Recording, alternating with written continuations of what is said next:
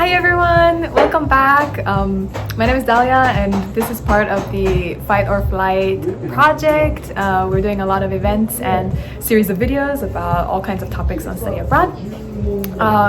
So today in this video we have three wonderful students, Dao, Jenny and Ken, which are study abroad students from around the world that have come to share their experiences with healthcare as study abroad students.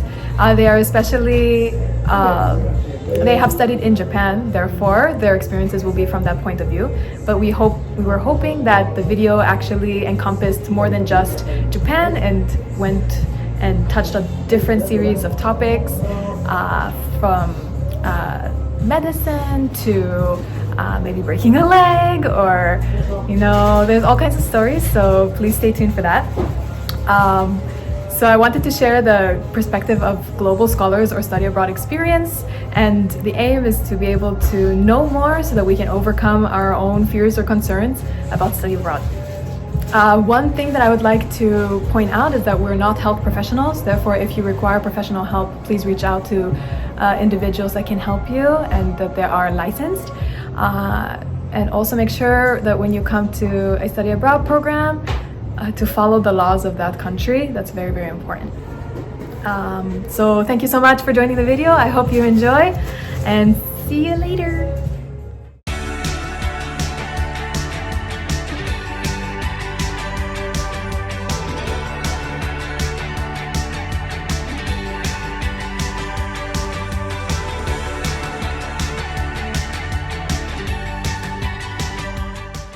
Hi everybody, we're back to give another video about study abroad. Today we have three wonderful study abroad students that are studying in Ritsumeikan University. So the topic for today is healthcare. Healthcare and specifically the physical aspect of healthcare. So mental healthcare we have in a different video. So please look forward to it. So let's jump right in.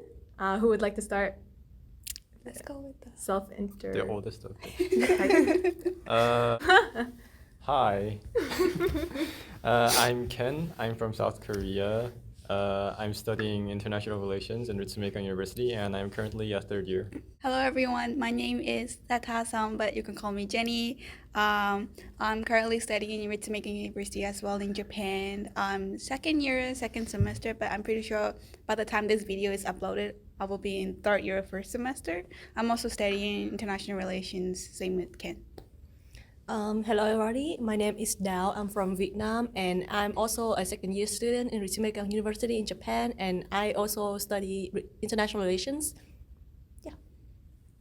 Okay, so before coming to the country of study, Japan, did you guys have any concerns regarding your physical health? So getting sick, getting hurt, So like getting sick in the country that I'm studying abroad. Yeah, so when you come, you already know you're planning to study abroad, but you're concerned about, what if I break a leg? And I don't have anybody to help me? Or what if I get sick? Where do I get medicine? Or things like that. Have you ever had this type of concern before coming? Did you think about it? I mean, I'd say that's a pretty obvious question, yes, because I am not a healthy person to begin with. I was pretty sure that I was gonna have some medical issues here. Like I was kind of prepared for that though, mentally prepared for that. Like I'm so used to getting hurt in Korea that, well, maybe I thought, well, it's probably not gonna be that different in Japan either. But like I guess it's because those two countries have a lot of similar aspects. If you're going to like a completely different country, maybe in a different continent, it might be very different. I mean, the medicine here, I know how to speak and read Japanese, so I kind of like had confidence that I can figure stuff out. But if you're not, I guess that would be a lot more scary. But you did consider it before coming, right? Yeah, I did consider it a lot before coming. I was like, and there's no way I'm gonna spend 4 years here like without any health issues. For me is that I was raised in a really tough family, so my family don't really believe in going to hospitals and clinics. So we're the type of people like you get sick, you go to drugstore, you buy your medicine, you drink it, you get better. So it was that type of situation. But like Ken, I already had some kind of like stopped going with me. I used to have like appendicitis. Is that how? Appendicitis? Yeah. Thank you. Whatever that is. Okay. So like for that was like the one time like I seriously went to a doctor for like an appointment. Before then, I've never done that before. So for me, I was quite confident that like, oh, I could go to a drugstore in like Japan, and even if I don't know the names, I could just Google Translate, or I could just search it up, because internet people like just search it up. Everything's online. Just search it up and just go there and buy it. But one thing that I'm kind of like mistook is that in Myanmar is that you can buy any medicine you want at the counter and no one will question you or anything. But in Japan, like if you want to buy like a specific medicine, you need to have a doctor's prescription note to show at the counter. So I'm not sure about other countries, but that's how in Japan is. So that means you have to go to doctor beforehand. And healthcare is expensive if you don't pay your insurance. So I recommend like no matter where you are, if they have healthcare insurance, just pay that regularly. That's one of the bill that you have to pay regularly, because I was supposed to buy some medicine, so I went to a doctor and I was quite shocked because I was expecting like a really high amount, but because I pay like my insurance regularly, it was like around 2,000 yen, and I was like, dang, that's really cheap, because the doctor actually gave me like quite a lot of medicine. So yeah. So, for example, when you before you came, you didn't really think about it, right? Was that something you considered before you came? Like, oh, what would I do if I have to go to the like drugstore? I said, I was kind of preparing myself, like you're searching up everything online. Online, so online, Yes. Googling, Internet, ChatGPT. Excuse me. Well, I don't think ChatGPT can help you with that. So Don't use ChatGPT. No. Go to the Google and be like, For medical what advice? is it No, like? probably No, not. please don't. In Japan, you still listen basic Japanese because the drugstores are usually really huge. At the end of the day, you cannot find it, and you still have to ask the staff. So you need to have some kind of basic Japanese to ask the staff like, "Kore arimasu ka?" So at least you need to know that. So Can I add on something? Yeah. So I guess for medicine that works, but I wouldn't really recommend using the internet for self-diagnosis, because it says no matter what you look up, it's gonna say, oh, you're gonna die within the next year. So it stresses you out a lot. It gives you a lot of unnecessary Where are you worries. looking? Is there like a special like warning blocked ad? Is that like what comes out every time you look at that site? You gotta be aware where you're I looking don't know. Like when I look up the internet, like I had really weird symptoms. Like I had a migraine with like some other stuff going on in my head, and I looked it up, and it was like, oh, like you should go to the doctor right away, or else you're gonna die within the next couple years. that I've experienced that before. Just don't look at the top 10 websites. They'll just tell you that you're going to die. last 10. Go to the end. Go to the end and look What at I mean that. is like cancer, don't try to like self-diagnose, but at least kind of be like, oh, like the symptoms match. So at least you kind of have like an understanding of what's going on in your body. So when you go to the doctor, you can like explain it clearly. Use that to explain your symptoms. Don't use that to kind of like, I'm going to die. So before you go to a location or study abroad location, you can use the internet. Don't rely on it 100% to define to you what could happen, and that you won't be able to find a doctor. Oh, no. You know, the internet has a lot of different views. So if not the internet, what else could you like? Did you use anything else, or kind of just came in blank?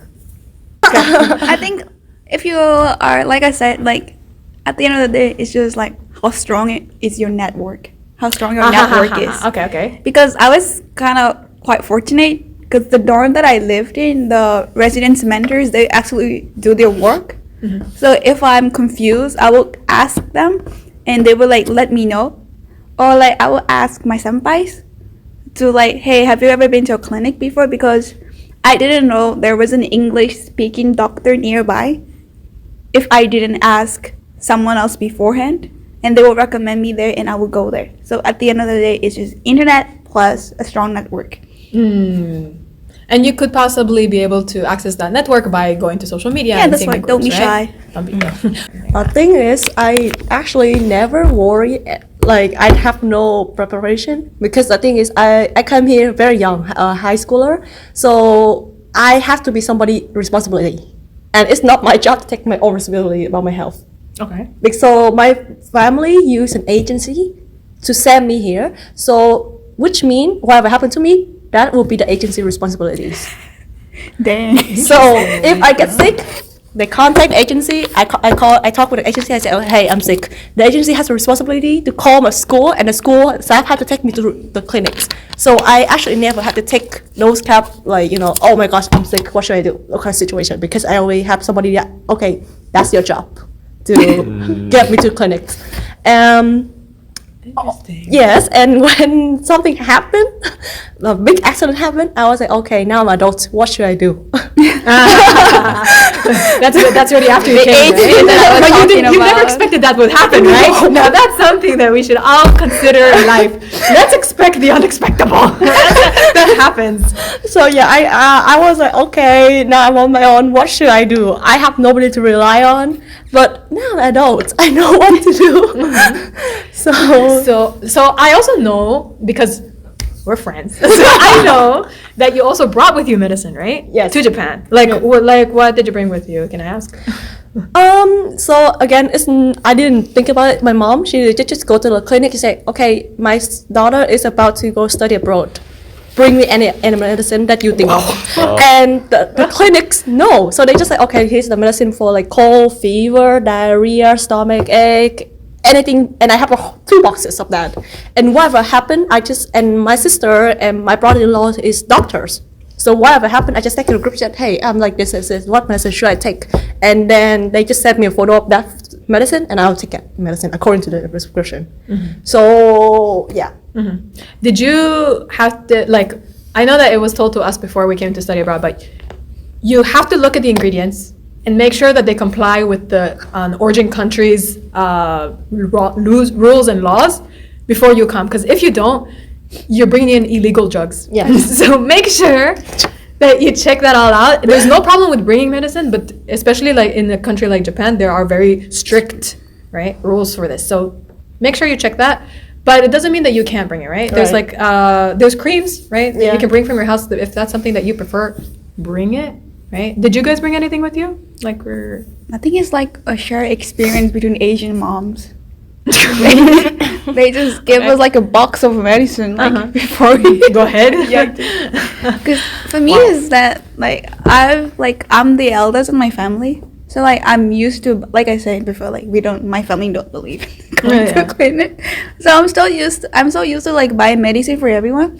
So now I kind of have an idea of what to expect. So I brought some medicine with me, but don't bring a lot, because check the expiration date, because I brought too much. And some of my medicine, it's not that I'm getting sick literally every day of my life. So some of my medicine got expired, and I have to throw them away. So you have to 2-3 months supplies. And that time trying to figure out how to use the local drugstore. I think that would be a good thing. Okay.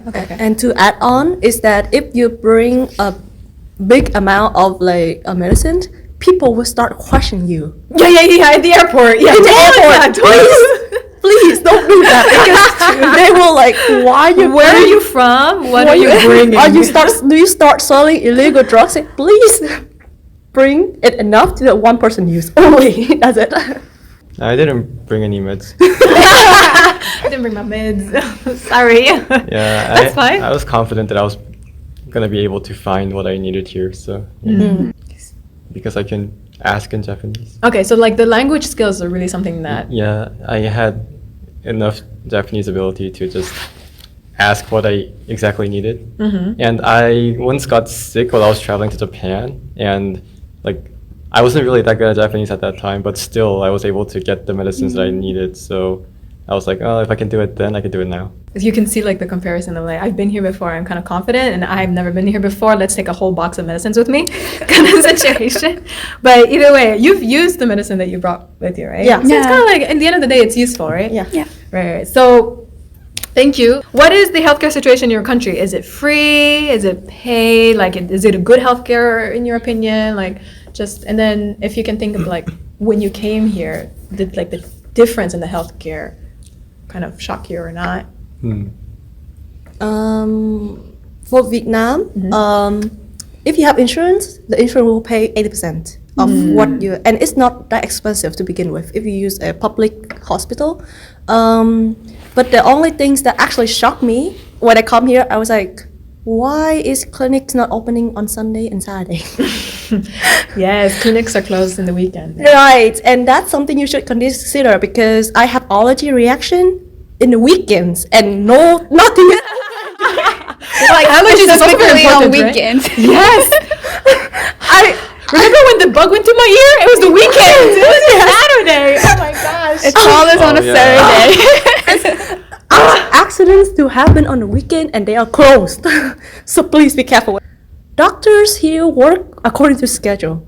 I broke my leg and I couldn't get diagnosis or whatever because the doctor that day doesn't work. So I have to wait another day, and they also had to get me to emergency room. And they said, "I'm sorry, we couldn't do much. Your leg is broken, but you have to wait for another day for the doctor to actually come to work." It's really important, like, to understand when you're in your home country, you can, first of all, even if you don't know what to do, you've got family and friends that support you, and everybody knows what the healthcare system's like. So we all can like fast and quickly get the exact service that you want.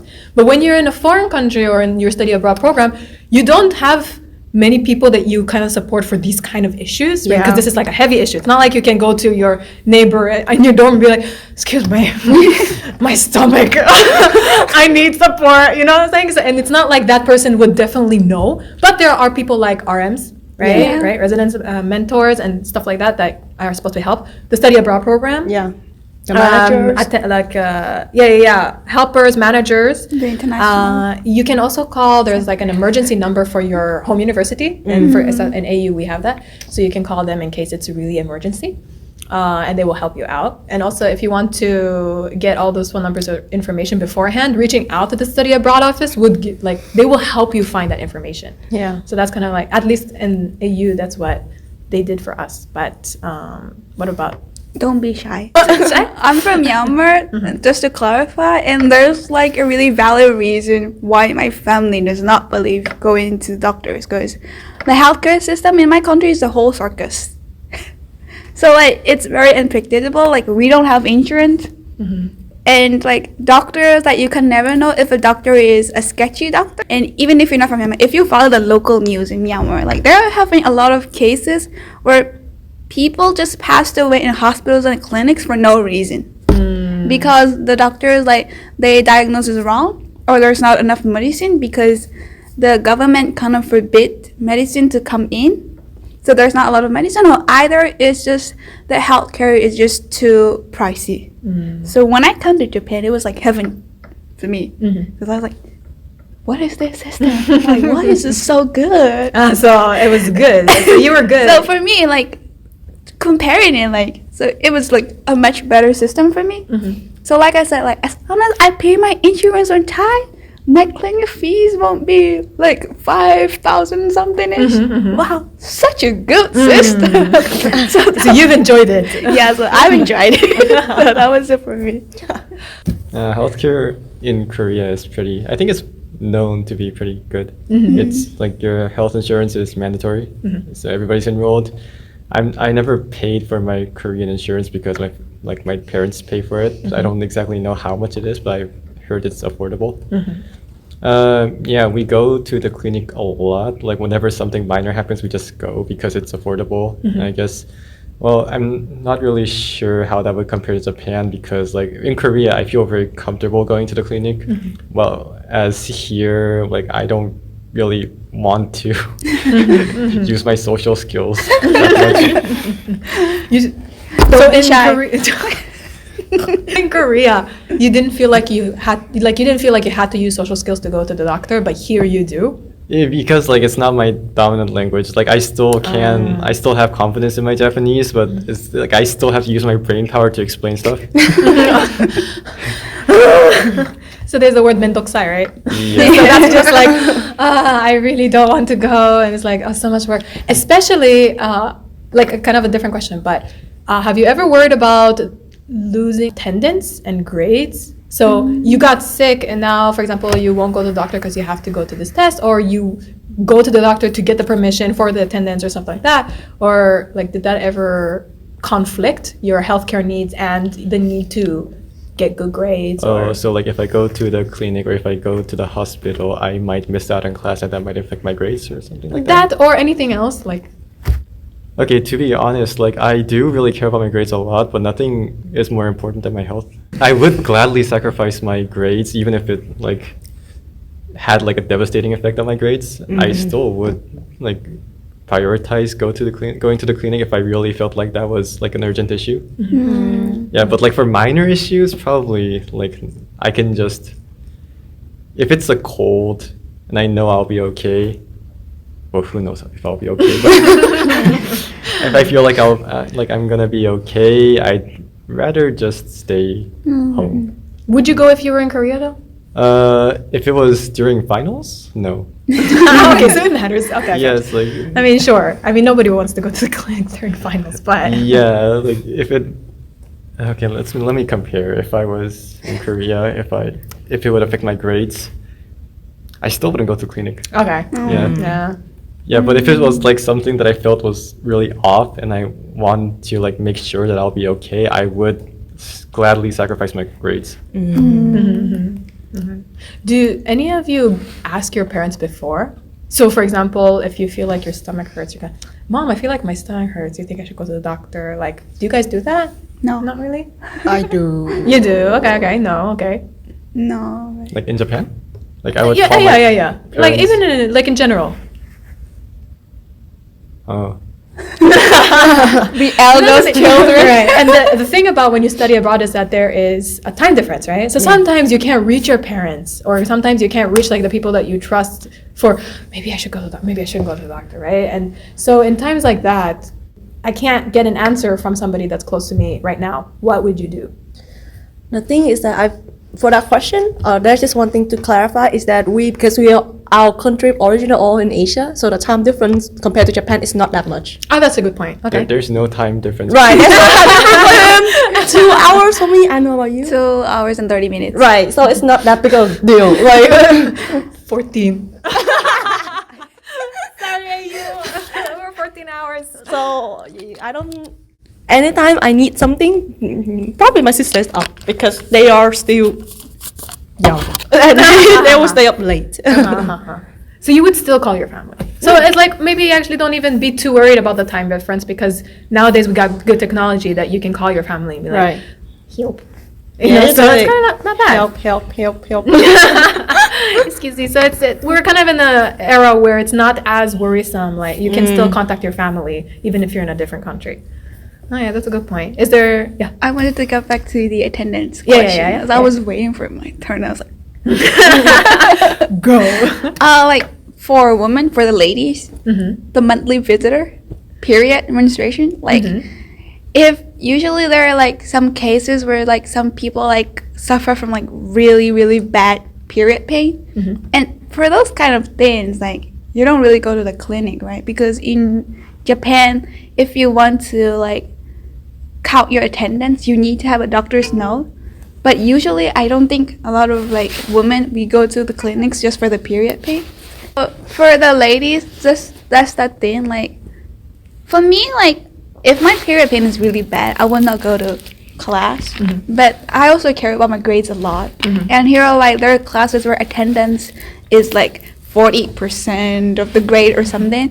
So in those classes, I recommend that you talk to the professor. You email them. Like just don't go like and announce. At least tell them that I didn't go to the doctor, but I am experiencing this.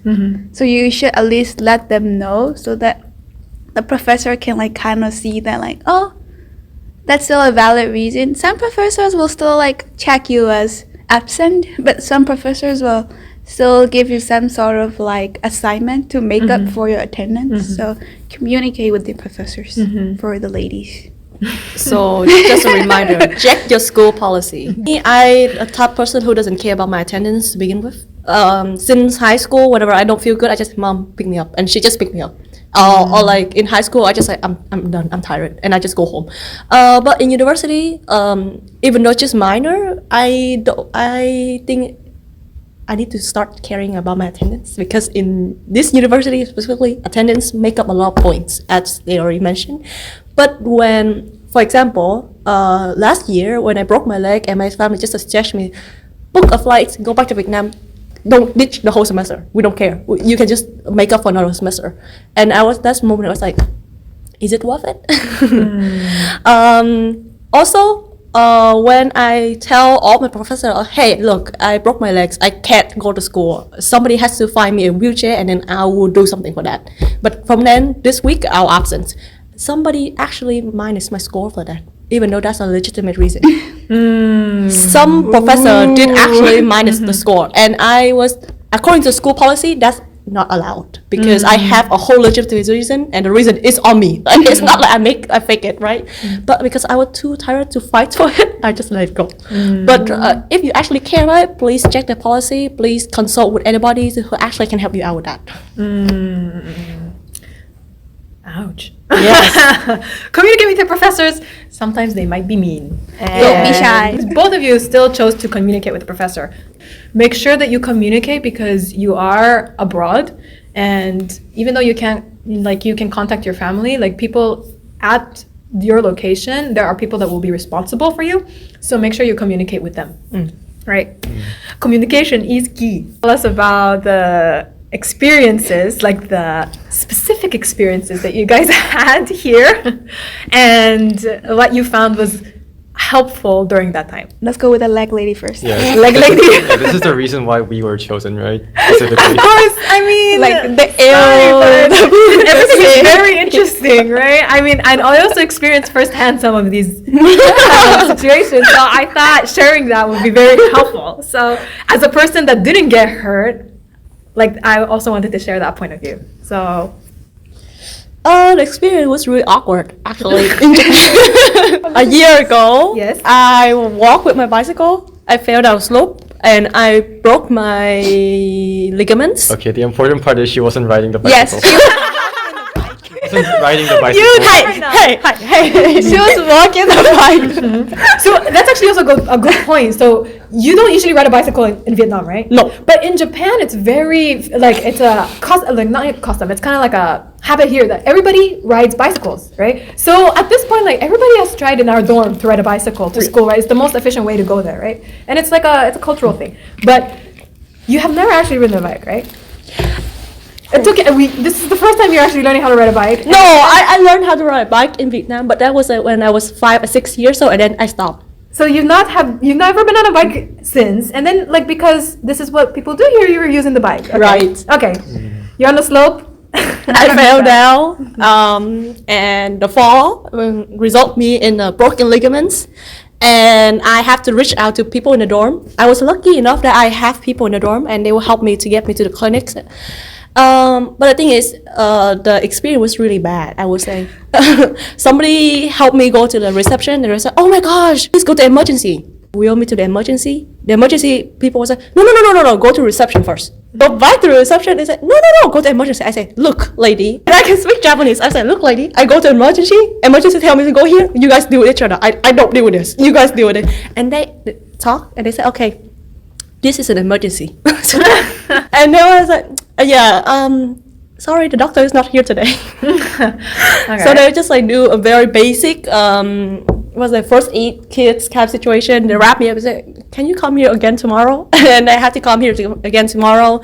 The next day, and they said, okay, we got the results. You broke several ligaments, but they did not explain it to me in detail.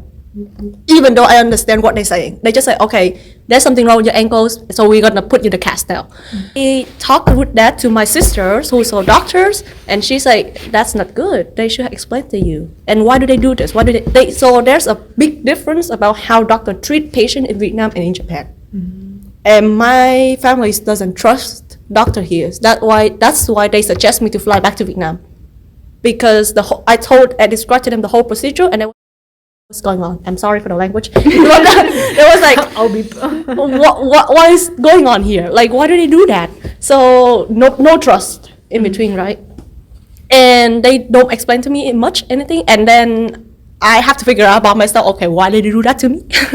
And after a few weeks, I come back with a cast and I cut the cast and they said, okay, you can start walking now. Come back to Vietnam after that and they said, no, you cannot start walking yet. I already start walking like 2 weeks ago. They said that like my ankle is not stable enough to support the whole body weight yet. So if I want to walk, I have to have a support. And the doctor in Japan tell me, oh, you can just start walking without a support now. So I think that's why my ankle is not really fully healed yet, in a sense, because I was like putting too much pressure on it. And I did get diagnosed on my knee. I had to ask them, oh, my knee also hurt. Can you also check it up? And they said, no, it's fine. So there's a lot of like confusion going on. And even though I can speak Japanese, I can communicate with them, it's still a big misunderstanding between the two people. Like there's nothing working out yet. So I feel like, yes, in a sense, you can trust them, but you actually need to confirm with the doctor back home that you have a connection with to make sure that like the procedure is actually aligned with each other. Mm-hmm. So yeah. So what would you advise people to do? Like, what is the best way to go? What was the best way to go for you when you got hurt? Like, if you get hurt and you break something, or it's kind of more in a serious aspect, what would you recommend them to do? First is actually find somebody who can communicate first with the doctors and with you. Mm-hmm. So also contact somebody that you know at home, mm-hmm. that is expert in the field. I think it's kind of difficult, but I think people has a family doctor, in a sense, like doctor that they know. No, I just happen to have a sister that's medical. I did happen to have that. I don't know. Like my cousin went into medical school, but I haven't talked to her since 5th grade. I don't know. I mean, I think you're kind of lucky though, because you have 2 in your family, so that's kind of lucky. Your doctor at home. Yeah, you can stay in contact with your doctor from your local, like where you come from, if you feel like, or specific case. Mine is quite specific. I have kidney stones. I started having them maybe a year and a half ago. Mm-hmm. It all started when my stomach started really hurting. Mm-hmm. I didn't really know why, and one day I was at the urinal and the color was purple. Oh. So I was like, oh, this cannot be right. I'm so glad you thought that. It's not the candy you ate this morning. I was like, red I could understand, but purple, oh my god, that is... Red you could understand? Please don't! No, I could tell, because if it's red I could tell it's blood, right? But if it's purple, I'm like, what the hell is going on in there? Like, so I went to a clinic. Well, I first went to the health center in my school, and they were like, they introduced me to a clinic nearby my dormitory. My experience with the clinic was quite pleasant, I would say. Mm-hmm.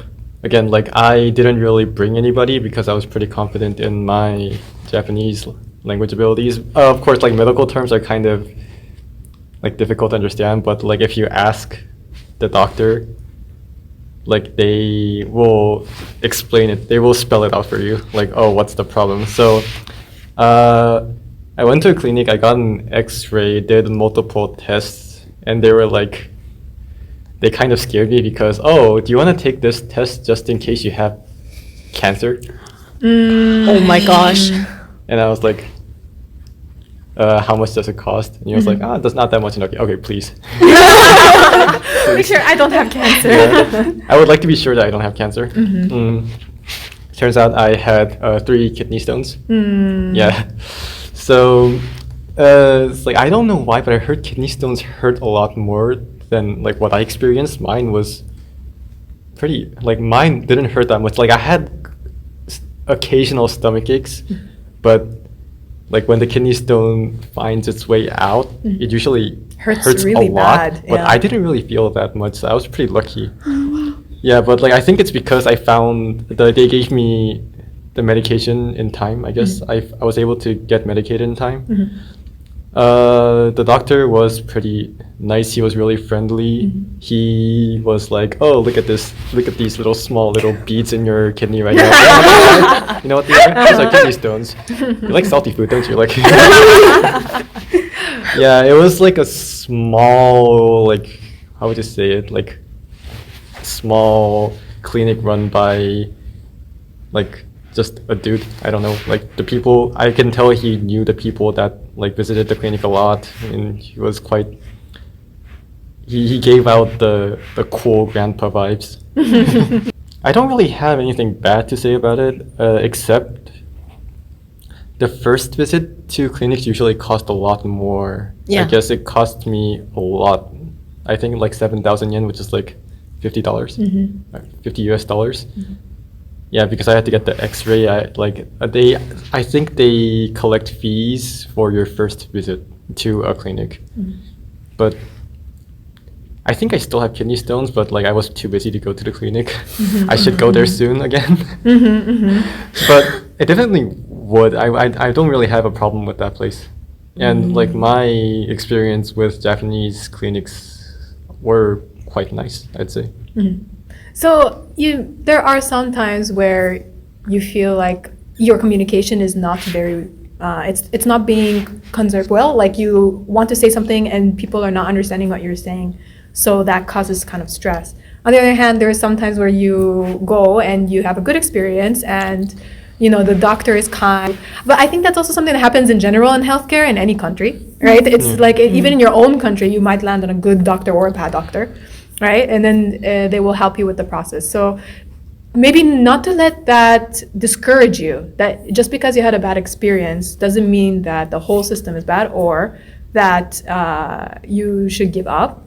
But or you should not study abroad just because their system is really bad. Like finding the right way for you and then taking advice could be helpful, right? So to do some study abroad. Jenny? Broken leg, kidney stones, what else? Like I've never had like a proper medical checkup before, so I don't really know what's going on with my body except some kind of hunches. Like I have a stomach ache. I probably have something to do with my stomach, so that's just it. So like I was hoping like we got to do like medical checkups at school like every spring semester. I was hoping that like they would show up something, but unfortunately I don't know like if it's just not accurate or not. A lot of the time, like I've had it 2 times already and the checkups are always fine, but I always have this trouble breathing. And I thought that, it's just that I don't exercise. Probably that's it. But then again, like last year during winter, like I'm not used to the cold because I come from like a really tropical country. So I've experienced winter, like actual winter for the first time in Japan. And for some reason, that specific time, I could not breathe at all. I was having really trouble breathing, and I have started having runny nose, and like my runny nose is not just snot, there's blood in it too. And then I remember that. It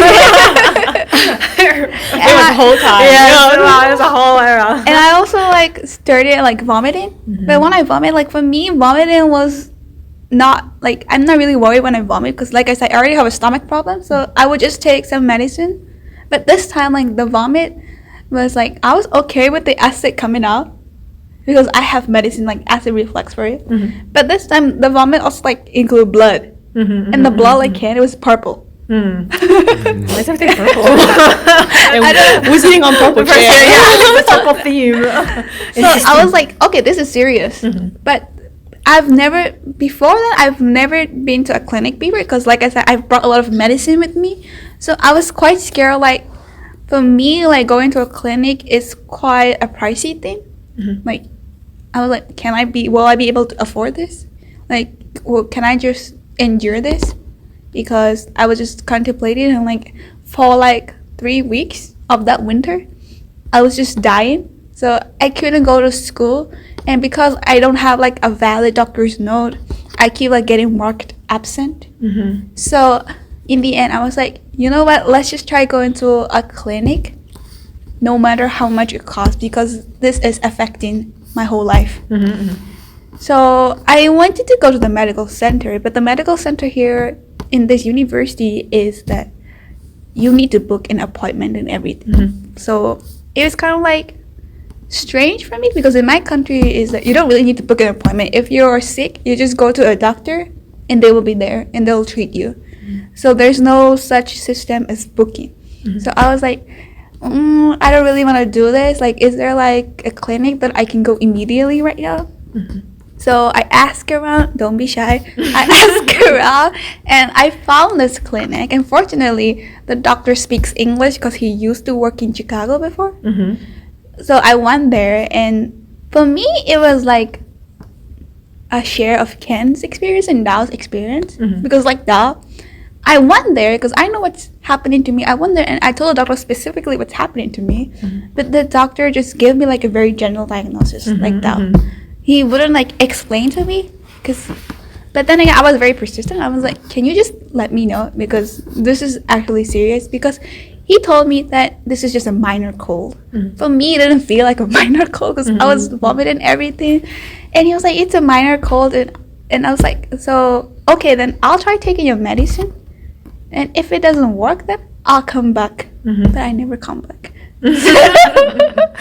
So, yeah, for me, I guess like the thing that I kind of, what do you call the word again? 아쉽다. Too bad. 잔넨. Yeah. Feel sorry for. Yeah, one That thing. you regret, maybe? Yeah, thank you. One thing that I regretted Unfortunate. was that I was too stubborn to go to the clinic. And yeah, in the end, like the cost comes around like 2,000, 3,000 for me. But still, for me, it was like, this is like 1 week worth of my grocery. I just wasted 1 week worth of my grocery money. So I had this kind of like thought in my head, and also like I didn't try to go for a regular checkup again. So I took the medicine. I was like, oh, I'm feeling better now. And then I just moved on until the next winter came. Oh no. And the whole thing started again, and I was like, oh, is this going to be a regular thing? Because this is not getting good. I went to the same doctor again because he had my data already. I was like, you see, this is happening to me again. This is a yearly thing, This guys. is a yearly thing now. See you next year. This is a Just yearly send him a Christmas card at this point. See you next year. This is a yearly thing now, and because like for me, it's not good because I'm gonna have to miss school. I'm gonna have to miss my baito. I'm missing out everything. And this year it was even way worse than last year because I moved out. So like back in the dorm, at least I have a mattress, a bed, a heater that I can turn on like 24/7 because I don't have to care about electricity bills. But now that I moved out, I have to carry all of those stuff. So like, even though I'm sick, in my head I'm just like, oh my god, I'm wasting too much money. Let me turn off the heater. And then like, so it's just like a whole situation. So in the end, like the doctor told me that you might have some problem with your lungs. And I was like, it took you 2 years to let me figure that know out. that I have a problem with my lungs. And he was like, yeah, like my lungs are like very easy to get inflammation. So like even like a tiny change in the weather could cause a lot of damage to my lungs. So I had to like make sure, like he told me to do breathing exercises because I have to do breathing exercises now to like make sure my lungs work properly, because like if other people's lungs are working at 100%, my lungs are like working like 60%. I see. Of them. So yeah, that's the whole thing. So Never smoke, Jenny. Never touch Don't cigarettes. even try. Don't even try. So that was so in the end for you, and I was gonna ask that to everybody actually, so it's towards everybody. So have you felt that money might be a reason for you not to get healthcare or not to get medical checkups? So I think in Jenny's case it's a hard Yes. yes. because for me is that I don't get like, I'm pretty sure there are some people who will have to like go out all the way by themselves without having any like support from your family. For those kind of people, I think it would be like really like difficult, especially when you're sick and especially like when you need some kind of help, because you cannot ask your family for help, and people around you are also students like you. So there is like a limit that they can help you out too. So in those kind of situations, like it could be pretty tricky, because like for me too, I could have gone to the clinic for a second time, but I thought it was a waste of money. So I was stubborn and I didn't go, and this whole thing happened. So my thing is that, yeah.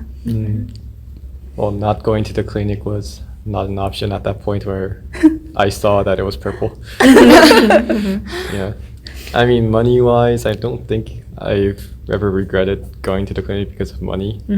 But that was like during that specific time, I just received scholarships, so I was pretty well off on myself, so I didn't really think about it. Okay. Okay. I was fortunate enough to don't have like to think about money when it comes to health, like because health always first being put first in my family. So yeah, it was really never a big concern for me in a sense, because if I don't have enough money in my bank account, then my mom just bank me in a sense. So yeah. So maybe making sure that when you go to a different country, like if you have your parents, then that's okay. But if you don't, maybe like having a little savings, if you can collect some savings that you can use in case of a medical emergency, would probably reassure everybody. Yes. In that sense, even your parents or your friends or that, like, and yourself, if you're having a little bit of this amount just for in case, will probably be very, very helpful. And also make sure that you check that your parents can send money to you. Oh yeah, In that sense. Adding on to that, I'm sure everyone who's watching this would have already have a bank account in their home country, which is good because, like Tali said, you can use your savings because you already has a bank account. For my case, is that I didn't have a bank account because I couldn't open one at all. So that's one of the things that like makes me like feel like a certain way towards the health care of myself, because I don't have savings. So have savings. Do your best, and sometimes, and if really worst comes to worst, reach out, pushing yourself. And I don't think it's wrong. I think it's just that it happened to be that all of you fell on very serious cases. The purple's coming out and this one can walk, and so, you know. But if like being a little bit further, or just, this is more like preventative medicine. So let's go a little earlier to like make sure that nothing's wrong. I think. Do you think that would have helped in the end of the day, or it doesn't? I would still push until the purple came out. Like which point? Okay, so I think having kidney stones was obviously preventable. Try to have a more balanced lifestyle, work out, eat healthy. If you're just gonna sit in front of the computer all day and just eat whatever you want, you're gonna have kidney stones. So, So that doesn't matter where you are in the world. yeah, it doesn't It matter is where the you are in same. the world, yeah. Okay. So like I know being in a like different country can be kind of tiring at times, and you become quite, I would say, I wouldn't want to say lazy, reluctant to like be more active, I guess.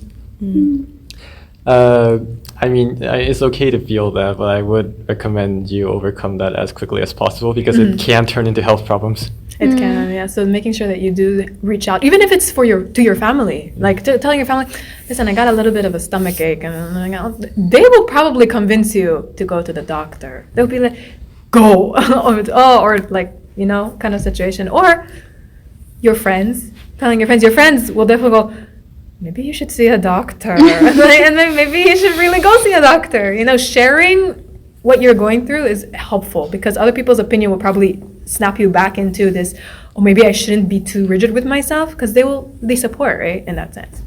I wanted to talk from the point of view as a person that never got hurt, but looking from the side at all the people that got hurt, is that I feel like if you ever go on the study abroad program, reach out to other people and ask them if they need help. Like, doing that is so helpful to others, but also, you know, sometimes the people that get hurt don't want to reach out to you.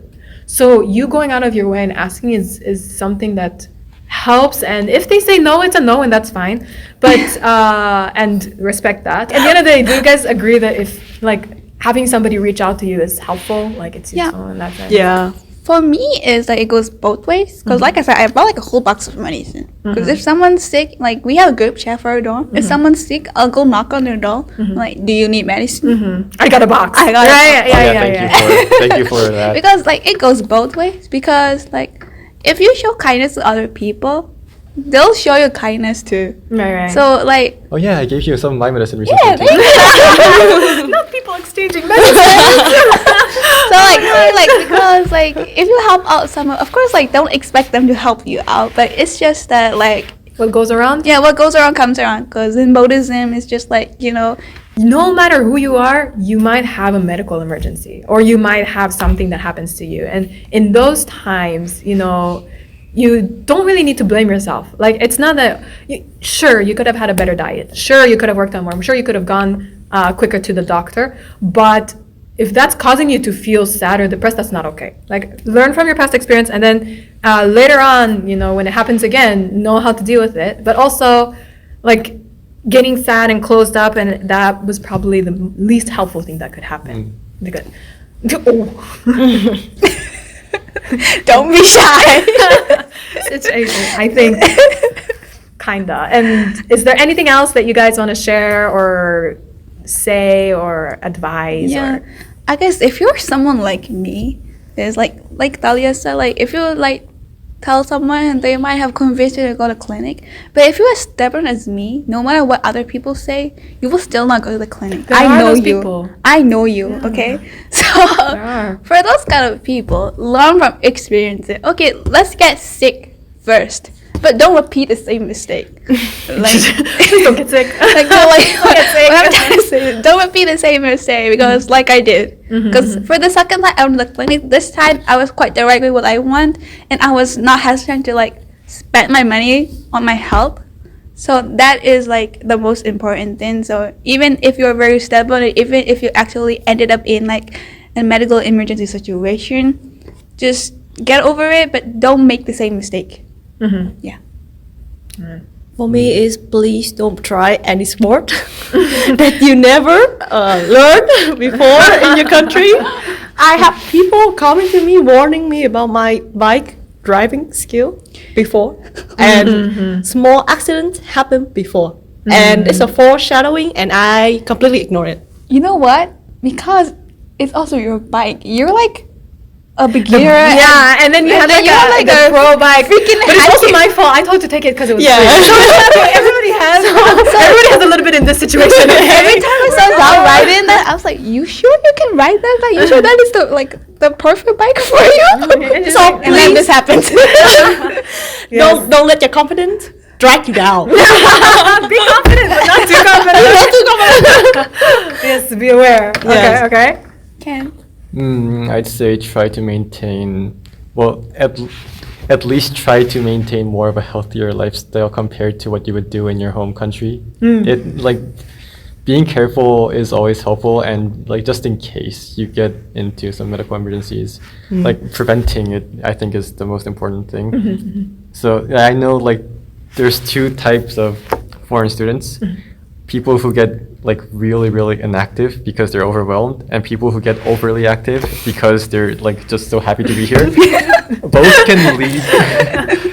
both can lead to some healthcare issues, I would say. Like if you're too inactive, like me, yeah, you can develop some stones in your stomach. I think our sitting arrangement really goes to two extremes. Yeah. Like he can come in to If super you're- like active. Yeah, if you're too overly boys. active, then you can get hurt, like getting crushed by your bike. Yes. Yeah. Just, try to be a little more careful as you would do in your own home country. I would say that would be helpful. really good. Yeah. Yeah, but I really don't blame anyone, because moving to like studying abroad somewhere, in the end of the day, you are changing your environment drastically. Really, if you are healthy, like if you maintain healthy habits, you will probably, well, sometimes things happen, but you will probably have a smooth study abroad experience. Yeah. Kind of thing, I right? know But it happens. it's really hard to stay healthy as a university student. Yeah.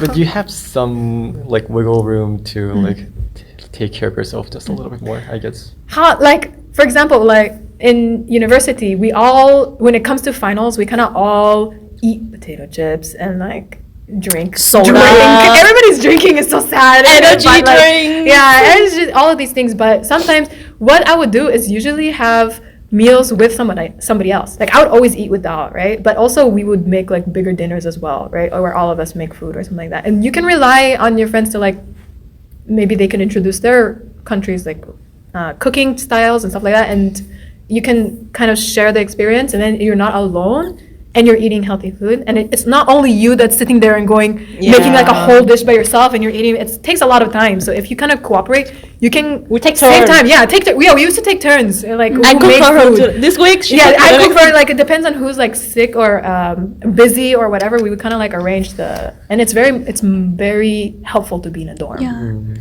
Yeah, I was gonna just talk about that because this was like the dorm situation. But if you're someone who's living alone, or if you're someone like who usually prefers to be alone, or who usually do not have this schedule aligned with your friends, like even if you were to cook alone, make it fun. I always turn on music when I cook, so it doesn't seem like a boring task. Because there are days where I feel like cooking is such a mendoxe problem. So I usually just eat nothing. I just eat those times. Oh, nothing. That's really unhealthy. So yeah, so like now what I learned is that just make your chores fun. Like turn on music, do like play a movie, or like if you have like ADHD, just play a YouTube video and just do it while listening to it, and let it just will finish it in no time. With exercising too, like do something like around to have some kind of background, so even if you're alone, you don't really feel lonely. You know, it's a really easy thing to make that is really, really healthy, that really does not take a lot of time. Soup. I'm about to say that. She knows. Make soup. You said All the you're like it's just boiling things. So just, of course, don't cause a fire. But it's just very easy, and it's very healthy, and it's, you know, you could put in there the ramen noodle, and I did. But you don't have to, and it's really good. And if you don't like vegetables, just make it a meat soup. I don't know.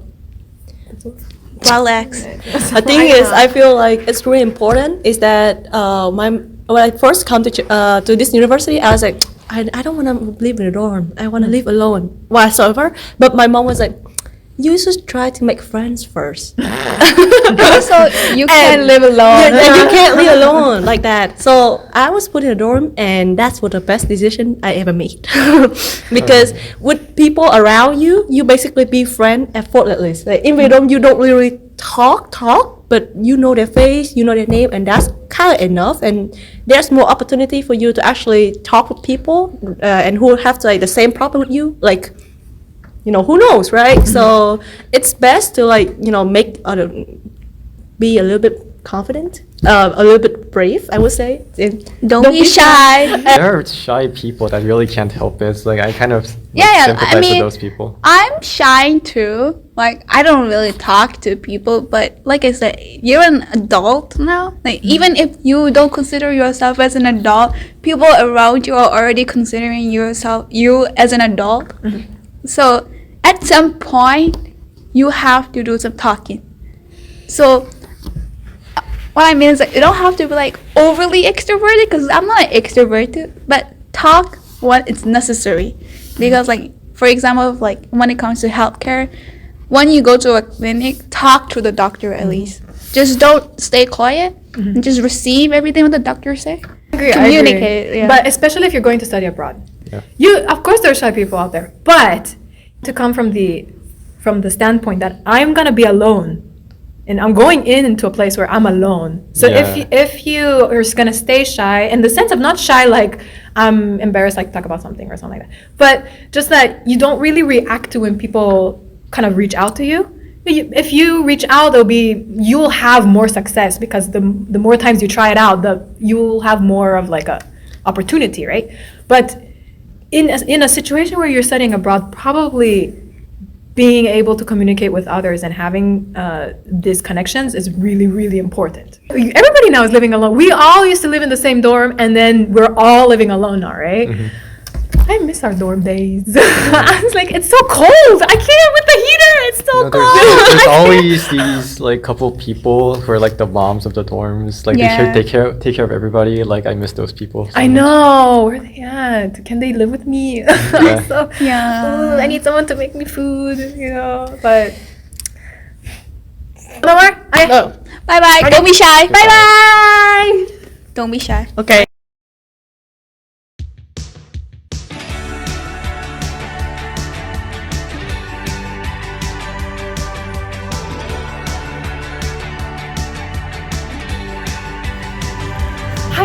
you so much for joining the video. Thank you to Dao, Jenny, and Ken for sharing their experiences, for telling everybody about their personal stories. We are looking forward to seeing you in the next video. Please join. There's going to be all kinds of videos coming up. And I'll see you then.